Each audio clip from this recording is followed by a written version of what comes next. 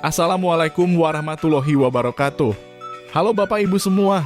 Video ini adalah hasil diskusi kelompok A1 untuk mewujudkan visi terwujudnya profil pelajar Pancasila yang baik, BAIK, berkebinekaan global, akhlak mulia, inovatif dan kreatif, melalui pendekatan, inquiry apresiatif, tahapan bagja, dan pernyataan prakata perubahan, serta metode ATAP.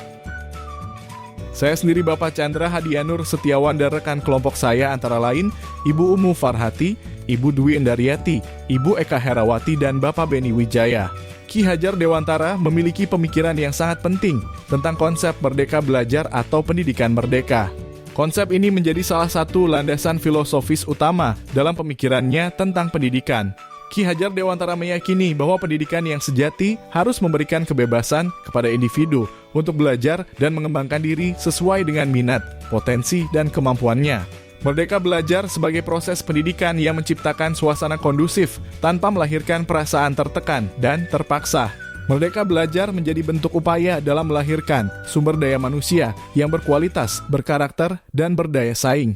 Salah satu pendekatan yang mendapat perhatian luas saat ini adalah inquiry apresiatif, tahapan bagja, dan pernyataan prakata perubahan serta metode ATAP untuk mewujudkan visi sekolah. Dengan menggunakan inquiry apresiatif dalam pendidikan, kita dapat melahirkan sumber daya manusia yang lebih siap menghadapi perubahan, memiliki kemampuan untuk beradaptasi, dan memiliki karakter yang kuat. Ini akan membantu mereka menjadi lebih kompeten dan berdaya saing dalam berbagai aspek kehidupan, termasuk di dunia kerja yang semakin kompleks dan global. Apa itu inquiry apresiatif? Inquiry apresiatif dalam kurung IA adalah sebuah pendekatan manajemen perubahan yang kolaboratif dan berbasis pada sisi positif dalam kurung kekuatan yang dimiliki oleh sebuah organisasi. Sisi positif inilah yang akan menjadi modal atau kekuatan bagi sebuah organisasi di dalam melakukan sebuah perubahan. Nah, di sekolah perubahan yang diharapkan yaitu perubahan menuju murid merdeka dan merdeka belajar.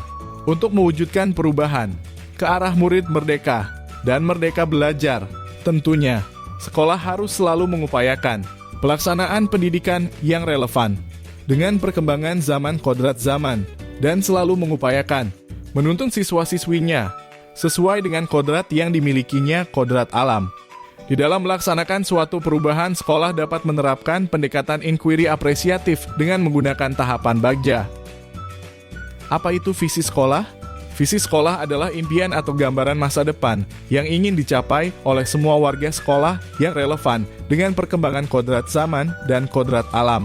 Visi ini seringkali disusun berdasarkan analisis dan pemahaman yang mendalam tentang identitas, nilai-nilai, potensi siswa, potensi guru, dukungan sarana prasarana, kearifan lokal dan tujuan sekolah serta kesepakatan semua warga sekolah. Anggota kelompok kami telah berkolaborasi, berdiskusi, menganalisis, mengidentifikasi dan mengakomodir semua impian dan potensi anggota kelompok kami dan menyepakati untuk merumuskan satu visi bersama, yaitu terwujudnya profil pelajar Pancasila yang baik, BAIK berkebinekaan global, akhlak mulia, inovatif dan kreatif. Visi yang telah disusun tersebut kemudian kami turunkan menjadi prakarsa-prakarsa perubahan sebagai tonggak-tonggak pencapaian yang akan mengantarkan kami dari waktu demi waktu ke jarak yang lebih dekat dengan visi yang telah kami susun.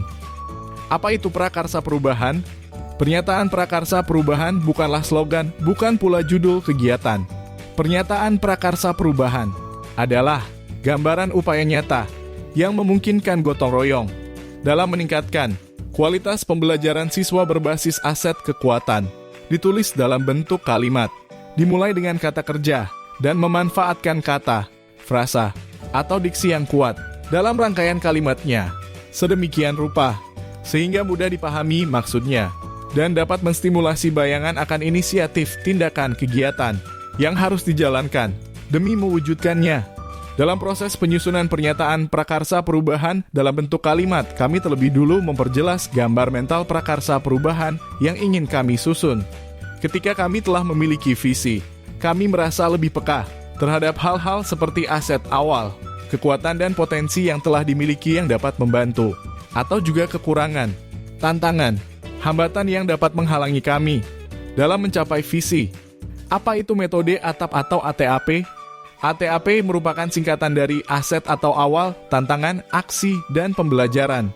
ATAP merupakan sebuah alat bantu untuk memperjelas gambar mental prakarsa perubahan yang ingin kami susun.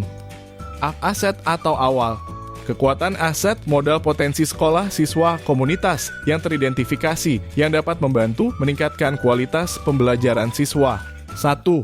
Dari aset yang telah dimiliki dalam kurung baik sosial politik, ekonomi, lingkungan, maupun sumber daya manusia mana yang dapat dimanfaatkan, bagaimana caranya?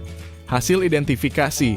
Sekolah memiliki fasilitas tempat ibadah, siswa dapat menggunakan fasilitas tempat ibadah tersebut untuk melakukan ibadah sesuai keyakinan masing-masing. 2. Dari program atau pembiasaan yang telah ada di sekolah, mana yang dapat menguatkan atau dijadikan sebagai prakarsa perubahan sehingga berdaya ungkit bagi pencapaian visi. Hasil identifikasi. Sekolah berada di dekat lokasi yang terdapat tempat ibadah salah satu agama. Siswa sering melewati tempat ibadah tersebut ketika berangkat atau pulang sekolah. Siswa menghormati orang yang sedang melakukan ibadah di tempat ibadah tersebut. T. Tantangan. Tantangan atau keresahan yang perlu diatasi demi mewujudkan harapan atau mencapai visi.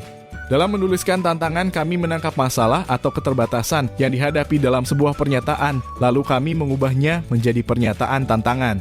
1. Kurangnya kesadaran siswa untuk menghormati orang yang sedang melakukan ibadah di tempat ibadah agama lain.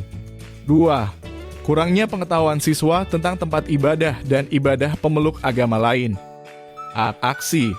Merupakan kontribusi guru yang dapat dimanfaatkan untuk mewujudkan harapan atau mencapai visi. Pertanyaan pembantu menjadi, untuk mewujudkan visi kelompok prakarsa perubahan apa atau upaya apa yang perlu dilakukan pertama kali? Hasil identifikasi. 1. Mengadakan sosialisasi tentang contoh tempat ibadah, contoh ibadah pemeluk agama, dan toleransi umat beragama. 2. Mengundang pemuka agama terdekat untuk menjadi narasumber tentang toleransi umat beragama. P. Pembelajaran. Pembelajaran bermakna atau kebiasaan yang diharapkan tumbuh dan melekat serta di bawah siswa hingga dewasa merupakan turunan konkret dari profil pelajar Pancasila sesuai konteks. Dalam kurung diolah dari kata atau frasa yang ada di elemen atau sub-elemen dimensinya. Pertanyaan pembantu. Dari elemen-elemen dalam 6 dimensi, profil pelajar Pancasila elemen atau sub-elemen mana yang dapat kita turunkan menjadi bagian dari pernyataan prakarsa perubahan? Hasil identifikasi. Elemen yang dapat kami turunkan dari dimensi profil pelajar Pancasila yang menjadi bagian dari pernyataan prakarsa perubahan yaitu berkebinekaan global. Catatan, kita dapat mulai melengkapi setiap bagian metode ATAP dari bagian yang manapun, tidak harus berurutan. Dalam kurung A lalu T lalu A lalu P. Setelah melengkapi metode ATAP tersebut, kemudian kelompok mulai berpikir secara strategis dan menyusun sebuah pernyataan prakarsa perubahan yang berupa satu kalimat yang diawali dengan kata kerja agar dapat membuka kesempatan untuk menggerakkan gotong royong dengan siswa, guru, orang tua, dan para pemangku kepentingan lainnya dalam proses mewujudkannya nanti ketika menggunakan model manajemen perubahan Bagja. Setelah melengkapi metode ATAP tersebut, maka pernyataan prakarsa perubahan kelompok kami dapat disusun menjadi mewujudkan siswa yang berkebinekaan global. Apa itu tahapan Bagja? BAGJA merupakan singkatan dari buat pertanyaan, ambil pelajaran, gali impian, jabarkan rencana, dan atur eksekusi. Bagja merupakan sebuah alur model kerangka kerja yang dikembangkan untuk mengidentifikasi dan mengelola praktik baik yang akan kita inisiasi. Tahap pertama. B. Buat pertanyaan utama. Pertanyaan utama dibuat untuk menentukan arah penyelidikan kekuatan aset, potensi, peluang, mendefinisikan tujuan, memprovokasi atau menginisiasi perubahan dalam kurung prakarsa. Biasanya hanya 1 atau 2 saja. Secara redaksional menyertakan dengan prakarsa perubahan yang telah ditulis. Pada tahap ini pertanyaan yang muncul menjadi apa yang bisa kita lakukan untuk mewujudkan murid yang berkebinekaan global. Tindakan atau penyelidikan yang perlu dilakukan untuk menjawab pertanyaan tersebut yaitu 1. Mencari informasi tentang siswa yang berkebinekaan global. 2. Berkonsultasi dengan kepala sekolah dan rekan guru. Tahap kedua. A. Ambil pelajaran. Pertanyaan di tahap ini adalah pertanyaan-pertanyaan lanjutan untuk menemukanali kekuatan, aset, potensi, peluang lewat kegiatan penyelidikan, mengidentifikasi, mengapresiasi yang terbaik dari apa yang telah ada, menemukan inti positif. Tiap pertanyaan dibuat dengan hati-hati dan bernada positif. Pada tahap ini, pertanyaan yang muncul menjadi 1. Aktivitas apa yang dapat dilakukan untuk menciptakan siswa yang berkebinekaan global? 2. Situasi apa saja yang selama ini telah mendukung usaha terwujudnya siswa yang berkebinekaan global? Tindakan atau penyelidikan yang perlu dilakukan untuk menjawab pertanyaan tersebut yaitu 1. Mencari contoh atau bukti nyata bagaimana siswa yang tergolong berkebinekaan global. 2. Mendata beberapa pemuka agama untuk dijadikan narasumber. Tahap ketiga. G. Gali mimpi bersama. Diharapkan jawaban dari pertanyaan-pertanyaan pada tahap ini dapat digunakan untuk menyusun narasi kolektif bila mana prakarsa perubahan telah terwujud, membuat bayangan dan gambaran masa depan yang membumi karena digali dari masa lalu yang positif. Tindakan dalam tahap ini dilakukan untuk membuka lebih banyak kesempatan menjawab pertanyaan yang telah dibuat dan berproses S untuk memaknai hasil temuan, menggali mimpi bersama-sama, kapan, di mana, dan dengan siapa saja. Pada tahap ini pertanyaan yang muncul menjadi 1. Apa saja hal-hal baru yang bisa kita lakukan untuk mewujudkan murid yang berkebinekaan global? 2. Apa kebiasaan-kebiasaan baru yang terjadi ketika murid berkebinekaan global terwujud? Tindakan atau penyelidikan yang perlu dilakukan untuk menjawab pertanyaan tersebut yaitu 1. Membuat gambaran atau narasi terwujudnya murid yang berkebinekaan global. 2. Memberikan fasilitas atau sarana dan prasarana terwujudnya murid yang berkebinekaan global secara adil.